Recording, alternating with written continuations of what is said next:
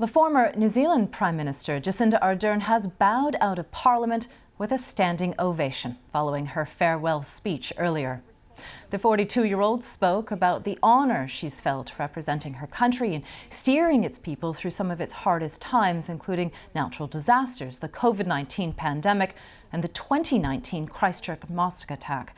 She shocked the country earlier this year when she announced she was stepping down as Prime Minister and retiring from politics, saying she no longer had enough in the tank.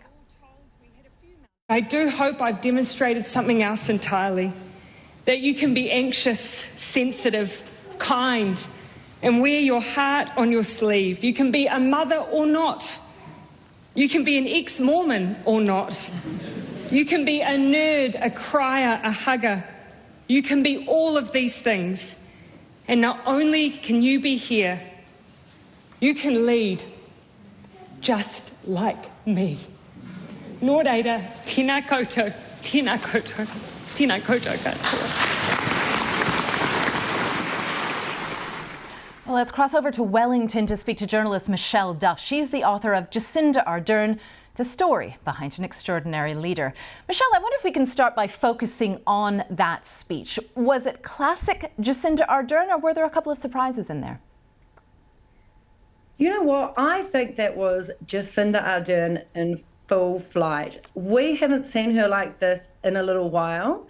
I don't think the toll of the job has really shown in recent months. But today in that chamber, you know, she was how we kind of know her or have known her when she came to be Prime Minister, which was, you know, her personality. She was relatable. She was funny.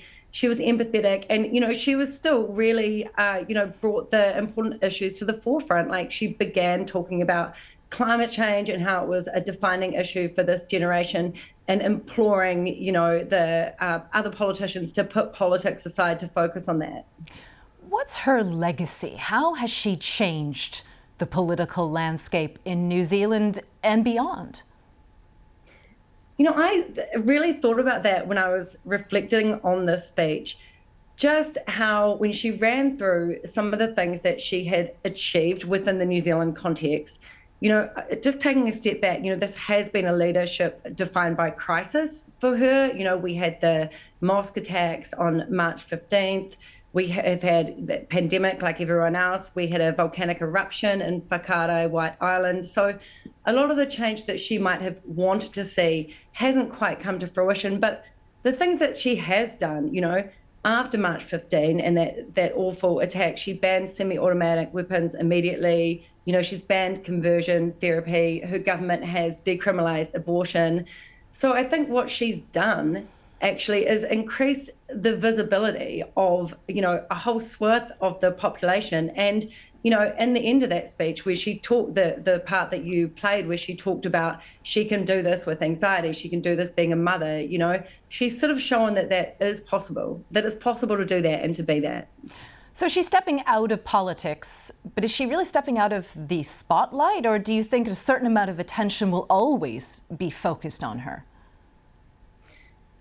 I mean, look, she's achieved, especially on the international stage, you know, she really has achieved a lot in her time and drawn attention as a liberal, you know, woman leader, and with the, you know, the sort of barriers she's pushed. So I'll be interested to see that. You know, she is going to keep on continuing to be in the public eye to some degree as the special envoy to the Christchurch call against violent extremism. So, you know, I feel we will see more of her to come, particularly internationally, I would think. Michelle, just briefly, I mean, we're speaking of Jacinda Ardern in quite glowing terms at the moment, but she did face a lot of criticism, particularly towards the end of her time in office. How do you think her party is going to fare in the upcoming election?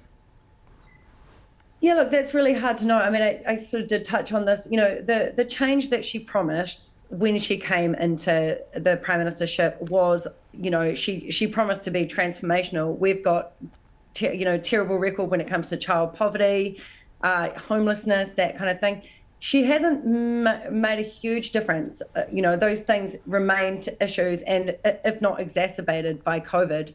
So, and yeah, there are people that think that her track record has not been great. And I would say that some of the decisions made during COVID were polarizing. So it'll be, it's going to be an interesting election this year. And I mean, there has been, I feel for her Labour Party, there has been sort of a bump in the polls, even her stepping back as leader. So, she was her popularity had certainly waned by the end of her tenure. Oh, certainly an interesting time in New Zealand politics. Thanks for taking us through that. Michelle Duff, speaking from Wellington. Thanks for having me.